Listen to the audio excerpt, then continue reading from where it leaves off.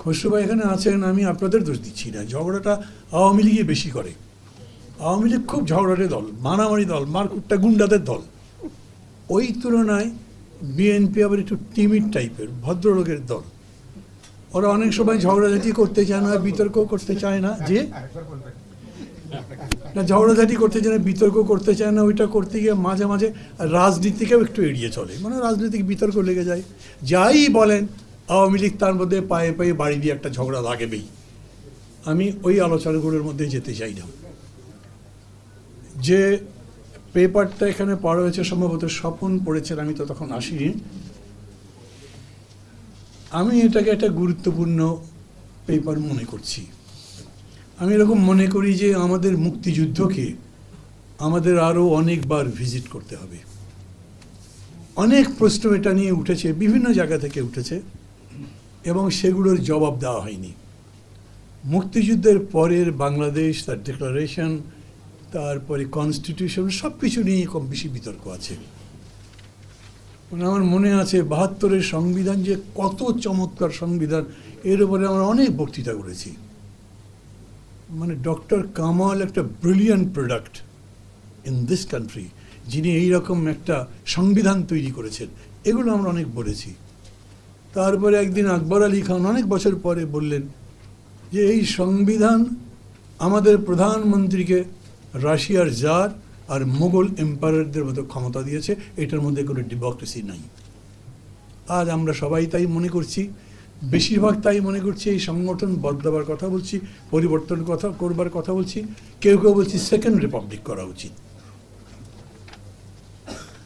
আমাদের ইতিহাস নিয়ে অনেক কথা হতে পারে। যেমন এখানে আমি পড়তে পড়তে দেখলাম বলা হচ্ছে পাকিস্তান রাষ্ট্রটি ছিল অসাম্যের, অবিচারের আর জনগণের জন্য অপমানের।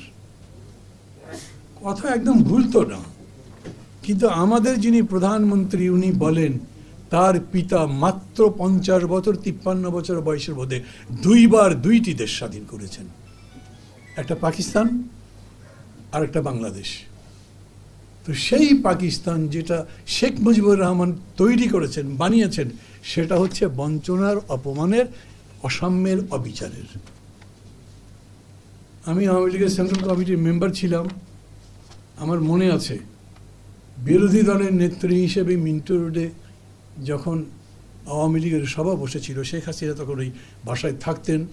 সেখানে কেন্দ্রীয় কমিটির সবার মধ্যে সিনিয়র কয়েকজন নেতা বললেন, আমরা যে এরকম করে ইতিহাসকে অস্বীকার করতে চাইছি, এটা কি উচিত হচ্ছে?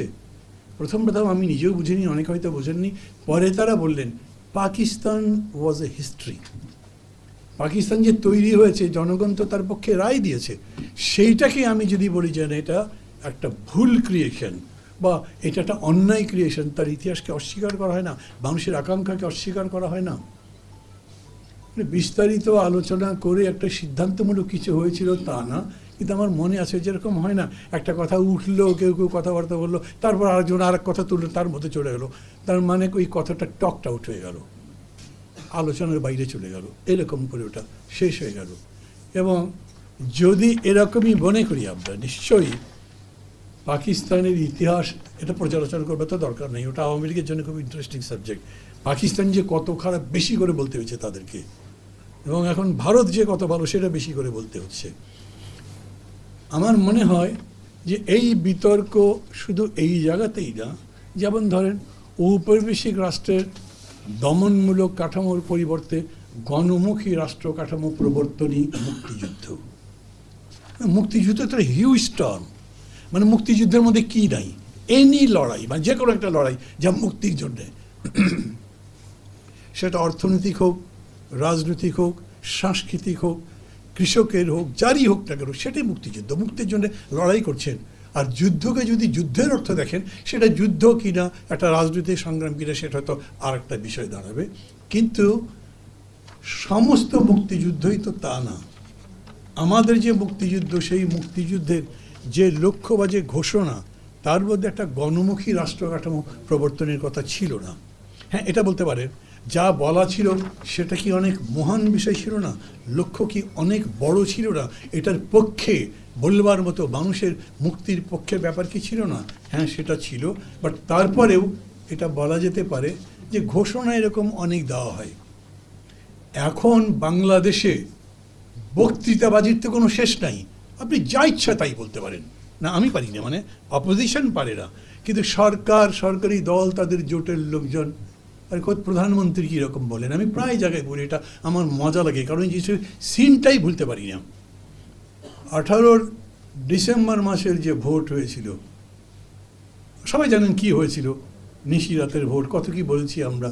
তারপরে প্রধানমন্ত্রী বক্তৃতা করেছিলেন, টেলিভিশনে আমি ছবি দেখলাম, আমি বলি কষ্টে ক্লিষ্ট একটা মুখ, বেদনায় একেবারে জরাজীর্ণ, এতই কষ্ট মনের মধ্যে আছে তার সমস্ত চেহারার মধ্যে। তিনি বললেন এত চমৎকার ভোট করলাম, বিরোধী দল মানতেই চায় না। এখনো বলছেন না উনি, কত চমৎকার ভোট করলাম, আমরা সবসময় নির্বাচনের মধ্যে এই ক্ষমতায় এসেছি। মানে মিথ্যা কথা বলা এখন একটা আর্টের ব্যাপার।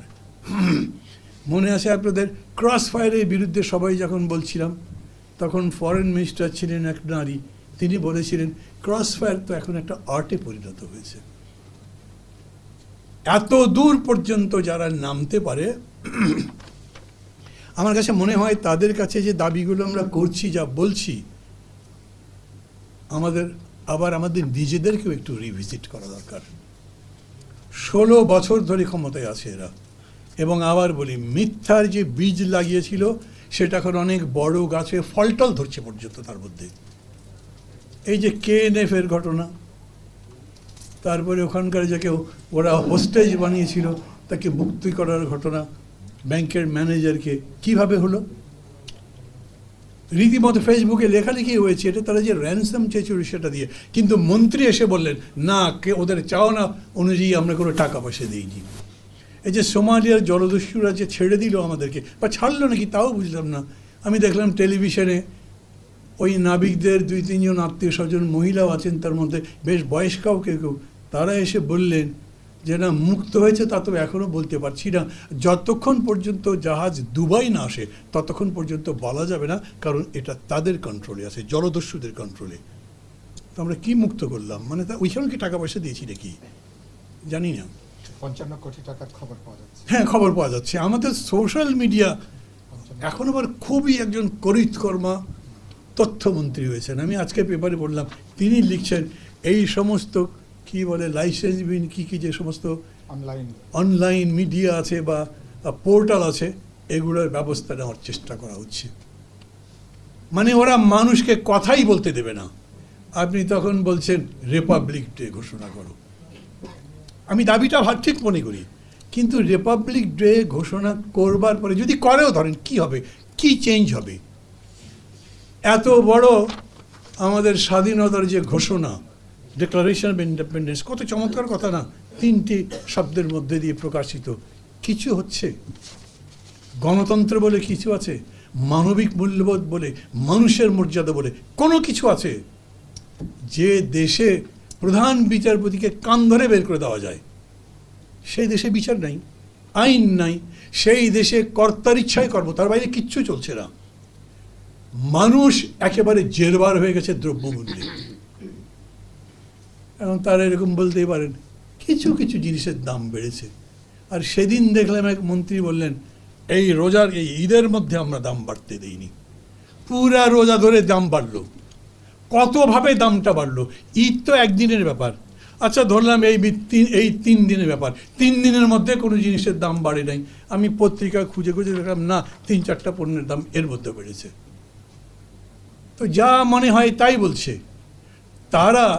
এই রাষ্ট্রকে না, এমনিতে আছেই তো আমাদের constitution, people's republic of Bangladesh, গণপ্রজাতন্ত্রী বাংলাদেশ। জনগণের কোনো মূল্য আছে এখানে? সেগুলো বাদ দেন। মানে যেরকম করে অবস্থা দাঁড়িয়েছে, হাজার হাজার কোটি টাকা বিদেশে পাচার করে, তাদের নামে কোনো মামলা হয় না। একজন বিরাট পুলিশ কর্মকর্তা এতই বড় রিসোর্ট বানান, সবাই নাকি তাক লেগে যায়, বাবা কীরকম করলো, তার বউ তার কন্যার এত টাকা যে গুণে শেষ করা যাচ্ছে না। তাদের নামে কোনো মামলা নেই, তাদেরকে গ্রেপ্তার করতে পারে না, তাদের কোনো জিজ্ঞাসাবাদ নেই, কিন্তু ইউনূস সাহেব প্রত্যেক মাসে মাঝে গিয়ে কোর্টে আদালতে হাজির হয়ে বেল চাইছেন। এখানে তো রাষ্ট্রটা যে আছে সেটাই বলা মুশকিল। এই রাষ্ট্র কেবলমাত্র এক ব্যক্তির ইচ্ছা পূরণের হাতিয়ার হয়ে গেছে। এখন এই পরিস্থিতির দাবি যেটাই তোলেন, আমি বলি আমরা লড়াই কিন্তু 15 বছর ধরেই করছি, কিন্তু শেষ পর্যন্ত বিষয়টা কি মানুষ ভাবছে। এইবারে প্রথম তো ধরেন 7 জানুয়ারির আগে পর্যন্ত 6 তারিখেও আমি মানুষের মধ্যে আশা দেখেছি একটা কিছু হবে না। সব যে আমাদের কর্মকাণ্ডেই হয়েছে তা না, আবার মুরব্বী যারা যা সেইভাবে জিতেছি সত্যি মনে করি আমি। আমাদের ডাকে যখন 95% মানুষ ভোটই দিতে যায় না, এর চাইতে বড় ভিক্টরি কি হতে পারে? কিন্তু এই ভিক্টরি শাসন বদলাতে পারে নাই। এই সমর্থন, এই আন্দোলন রাষ্ট্র কাঠামো পরিবর্তন তো পরের কথা, ক্ষমতারই পরিবর্তন করতে পারেনি। তখন মানুষ ভাবে পারবে তোমরা? এখন এরকম যদি হয়, আমি আপনাদের সবাইকে বলি, এখানে সবাই আছেন, দিন যত যাচ্ছে তত আশার ফুল নিভে যেতে থাকছে। যত সময় লম্বা হবে ততই মনে করতে থাকবে মানুষ তাহলে বোধহয় পারা গেল না। আমি কালকে একটা বিরাট হঠকারী কাজ করে ফেলতে বলছি না, একটা ভাঙচুর হুলস্থুল লাগাতে হবে তাও বলছি না, কিন্তু ভাবতে হবে মানুষের মধ্যে যে আশার বাতিটা জ্বলেছিল সেই বাতি জ্বালিয়ে রাখতে হবে। কিভাবে? লড়াইটা কালচারালি হতে পারে, লড়াইটা চিন্তার জগতে হতে পারে, লড়াইটা বুদ্ধিবৃত্তিক হতে পারে, লড়াইটা রাজপথে হতে পারে, সব জায়গায় হতে পারে। সত্যি কথা তো এরকম যে আমাদের দেশে সিভিল সোসাইটি কোনো মুভমেন্টই নাই। আমাদের দেশে নাগরিক সমাজ যেটা, ধরেন আজকে এই যে ইস্যুর উপরে জিএসডি সভা করছে, আমরা বক্তৃতা করছি, এই দেশের যারা যারা কনস্টিটিউশন এক্সপার্ট আছেন, আন্তর্জাতিক খ্যাতি সম্পন্ন, একজন তো এগুলোর উপরে কথা বলেননি। কেউই তো মানুষের কাছে যাননি। পাবলিক ইন্টেলেকচুয়াল যাকে বলে, আমি খুব পছন্দ করি শব্দটা, মানে বুদ্ধিজীবী, কিন্তু ড্রয়িং রুমের মধ্যে বসে বসে খালি বিবৃতি দেন না, মাঝে মাঝে টিভি থেকে টক শোতে ভালো ভালো কথা বলেন না। উনি মনে করেন এই বিষয় আমার জনগণের কাছে নিয়ে যাওয়া উচিত। যেরকম নেরুদা কৃষকের কাছে গিয়ে কবিতা শোনাতেন, আরে কবিতা আবার বোঝে কয়জন লোক, কিন্তু উনি শোনাতেন। উনি মনে করতেন কবিতা মানুষের বোঝা দরকার, তাই যেতেন। আর আমাদের বুদ্ধিজীবীরা কেবল নিজেদের ঘরের মধ্যে যদি বসে থাকেন, অবশ্য বেশিরভাগ বুদ্ধিজীবী পাচারটি পছন্দ করছেন আজকাল। কেউ বাধ্য হয়ে, কেউ মনে করছেন টিকে থাকার জন্য এটাই করা দরকার, কেউ আরও তরক্কি করার জন্য সামনের দিকে যাওয়ার জন্য করছেন। সামগ্রিকভাবে সমাজের মধ্যে এই যে নৈতিকতার অবক্ষয় শুরু হয়েছে, এখান থেকে বাঁচাতে পারে কিন্তু কেবলমাত্র রাজনীতি, রাজনৈতিক দল, রাজনৈতিক নেতৃত্ব। এখন এইরকম করে যখন কেউ বলেন ভাই আমাদের নেতৃত্ব নাই, এই নেতৃত্বই আমাদের সমস্যা। আমার মনে আছে আমি চট্টগ্রাম বিশ্ববিদ্যালয়ে পড়ি, তখন 6 দফা দেওয়া হয়েছে, আন্দোলন হচ্ছে 14 দিকে, এখানেও করলেও বিপ্লবের আগুনে রূপান্তরিত করা সম্ভব। আমি মনে করি এটার জন্য কোনো হঠকারী কর্মসূচির কথা আমি তো বলবোই না, কারণ হঠকারিতা কোনোদিনও গণতন্ত্রের জন্য সুখকর হয় না বা সেদিকে সফলতার দিকে নিয়ে যায় না। কিন্তু গঠনমূলকভাবে আমাদের ঘুরে দাঁড়াতে হবে এখনই। যত দেরি হবে তত আমাদের জন্য ক্ষতি হবে। ভালো থাকবেন সবাই, খোদা হাফেজ।